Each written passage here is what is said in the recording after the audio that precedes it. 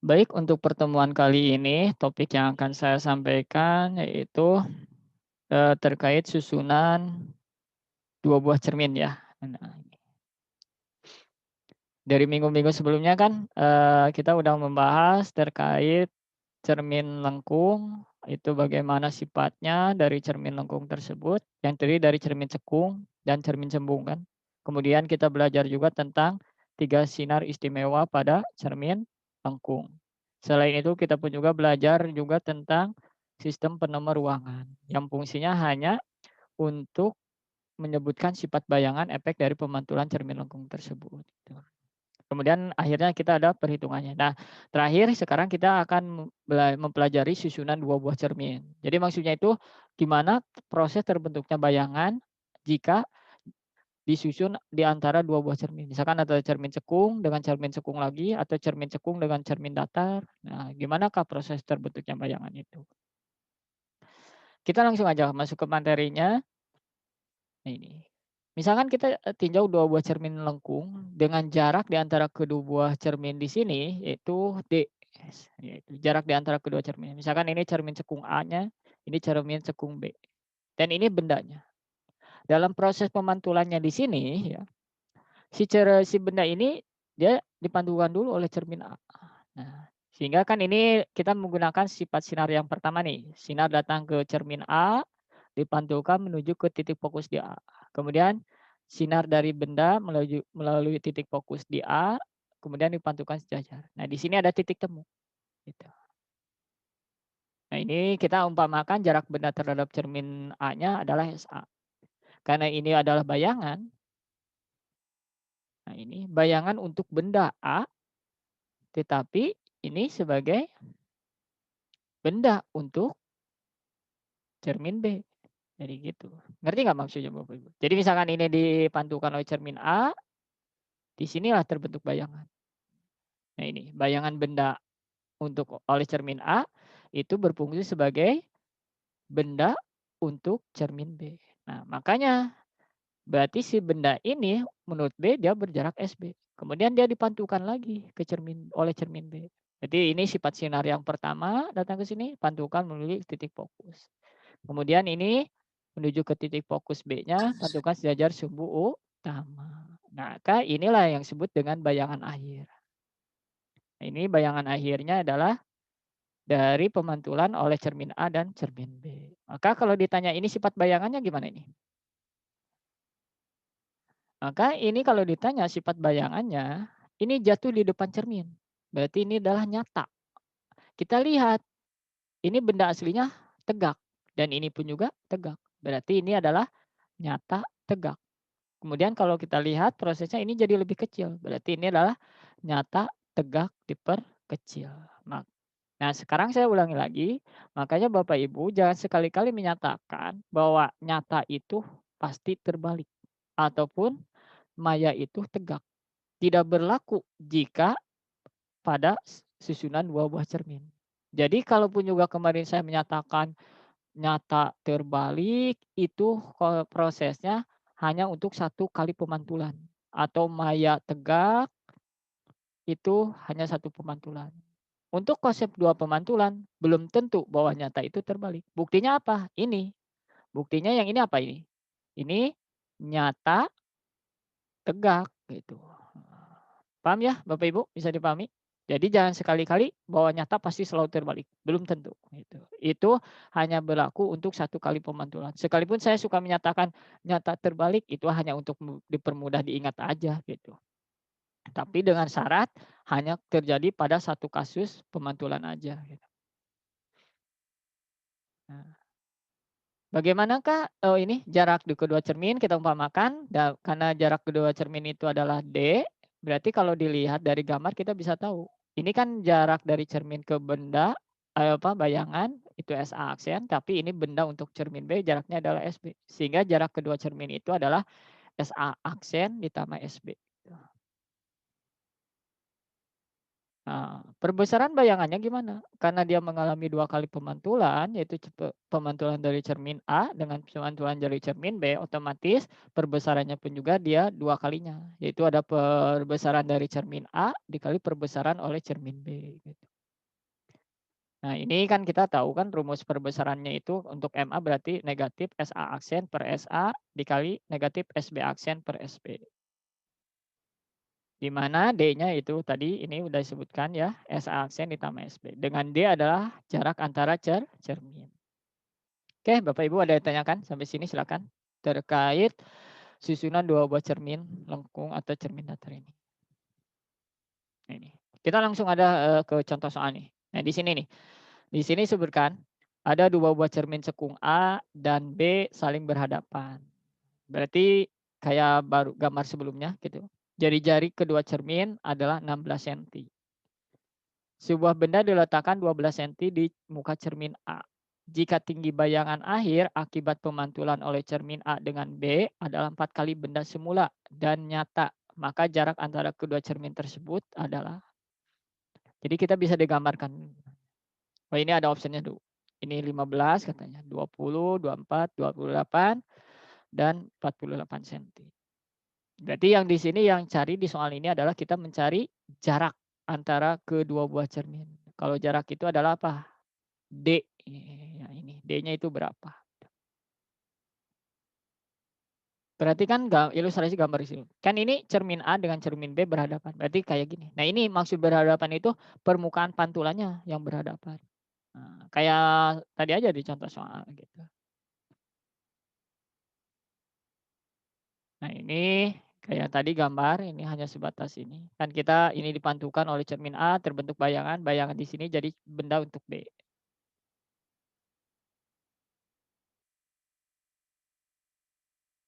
Nah, ini jadi SB. Nah, ini bayangan akhir S aksen. Perbesaran total bayangan ini kan diulangi lagi, ini hanya batas mengingatkan. Nah, kita jawab. Yang pertama kita RA sama dengan RB. Itu sama karena jari-jarinya sama kan 16 cm dan kedua cermin tersebut merupakan cermin cekung. Berarti fokusnya positif. Baik cermin A maupun cermin B. Itu dua-duanya adalah 8 cm. Ya. Tapi SA-nya dan ini SA-nya itu diletakkan 12 cm di depan cermin A gitu.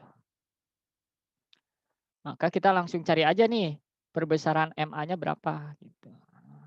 Berarti ini MA kali 12, 8 MA dikurang 1. Berarti ini 3/2 MA dari mana ini kan langsung dibagi 4, ini 3, ini 2. Langsung pindah ruas jadi 3/2 MA, ini MA dikurang 1. Maka ini setengah MA min 1. Maka MA-nya minus 2 kali. Minus di sini apa? Ingat dalam perbesaran minus itu adalah menunjukkan sifat bayangannya nyata. Kita bisa lihat nih. Maksud nyata di sini adalah pemantulan oleh cermin A-nya. Jatuh di sini kan, di depan cerminnya. Berarti nyata. Nah, kalau ini baru kita bisa nyatakan ini adalah nyata terbalik. Maksud nyata terbalik itu apa? Dari benda ini baru 1 kali pemantulan oleh cermin A. Maka ini bisa nyatakan nyata terbalik gitu. Maka MA-nya min SA aksen per SA. Nah, di sini kita bisa mencari tahu berapa jarak SA aksennya, yaitu MA kali SA. Nah, ini MA-nya kan minus 2, SA-nya karena ini minus itu dari bentuk persamaannya turunkan. Jadi ini jarak bayangannya ini adalah 24 cm atau SA aksennya 24 cm. Nah, sekarang kita lihat pada cermin B, berapa sih SB-nya? Ya. Padahal yang kita nggak tahu justru dicari gitu, D-nya. Berarti SA aksen udah ada tinggal mencari SB. Nah, di sini kata kuncinya kita melihat di sini nih. Perbesaran bayangan akhirnya berapa kali? 4 kali dan benda bersifat nyata. Maka perbesaran totalnya itu minus 4 kali karena nyata. Kita tulis minus. Dan di sini MA dikali MB. Tadi MA-nya berapa? Minus 2 kan? Ya. Jadi sini minus 4 sama dengan minus 2 dikali MB. Maka MB-nya berapa? 2 kali. Plus berarti maya gitu kalau kita lihatnya.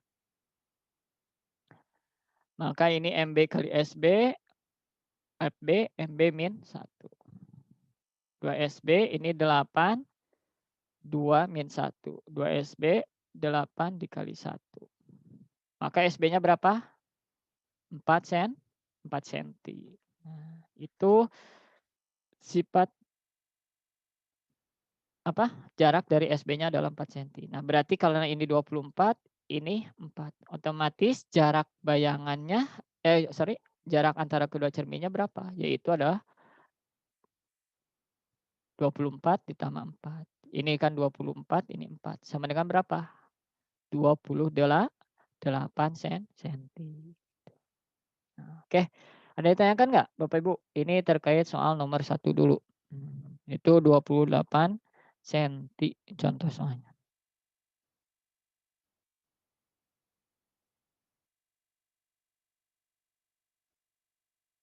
Oke.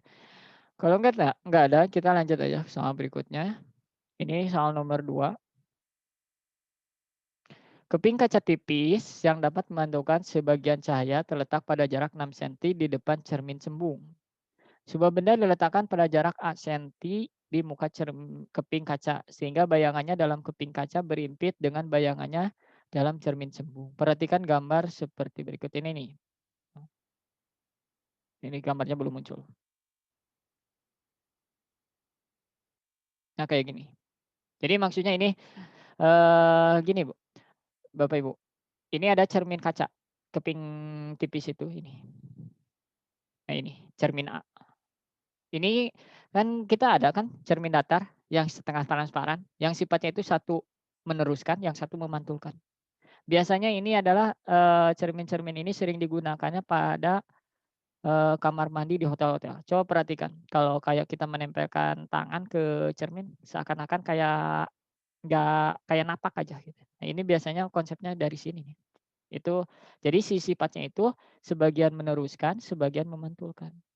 Nah, kenapa bisa meneruskan? Jadi kalau si cermin ini meneruskan, nanti cahaya yang diteruskannya itu akan dipantulkan oleh cermin B yang berupa cermin cembung.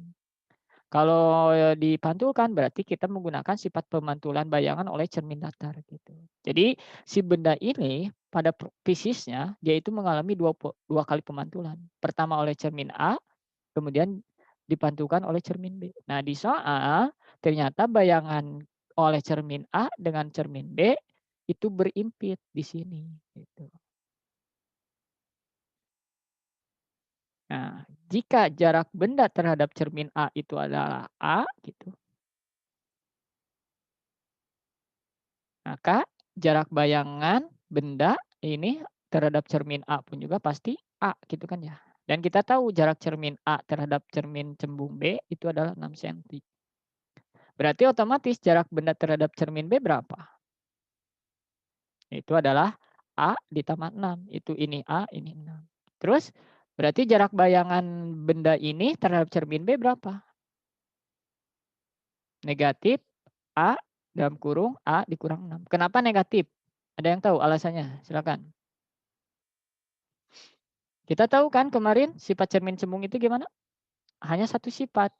Karena cermin cembung hanya satu sifat yaitu adalah maya, tegak, diperkecil. Nah, jadi ini pasti negatif. Jangan lupa, sekalipun di soal nggak disebutkan, kita harus tahu karena sifat pemantulan cermin cembung negatif gitu. Maya.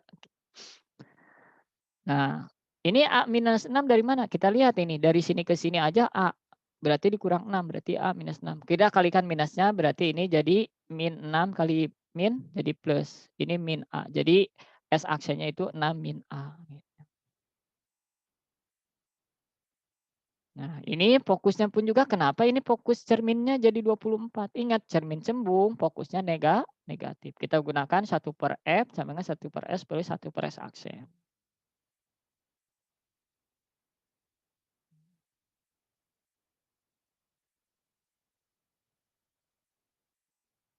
Nah, ini kita masukkan aja ke dalam perhitungan ya. Ini berarti 1/-24.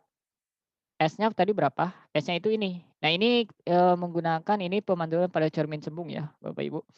Karena kalau cermin datar kita udah tahu jarak benda pasti sama dengan jarak bayangan gitu.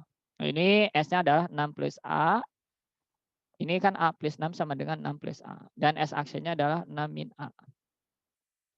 Dengan menggunakan secara matematis kan kita tahu bahwa X ditambah Y dikali X min Y itu adalah X kuadrat min Y. Jadi artinya ini 6 plus A dikali 6 min A itu pasti jawabannya sama. Itu adalah ini 36 min A kuadrat. Ini tinggal kali ini aja secara matematis diturunkan. Turunkan lagi.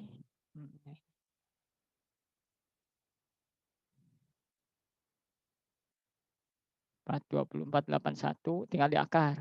Nah, akar 4 berapa? 2, akar 81 9. Jadi 2 kali 9, 18. Oh, ternyata si A ini adalah berjarak 18 senti gitu. Nah, itu contoh antara susunan dua buah cermin, antara dua buah cermin cekung, dan ini antara cermin datar dengan cermin cembung. Silakan Bapak Ibu ada yang tanyakan sampai sini terkait susunan dua buah cermin. Enggak, saya tunggu waktunya. Pertanyaannya bukan waktunya.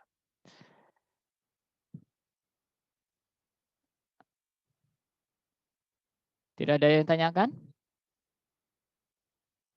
Oke, nah ini kita lanjut aja ke soal ini. Nah, kalau ini nomor berapa?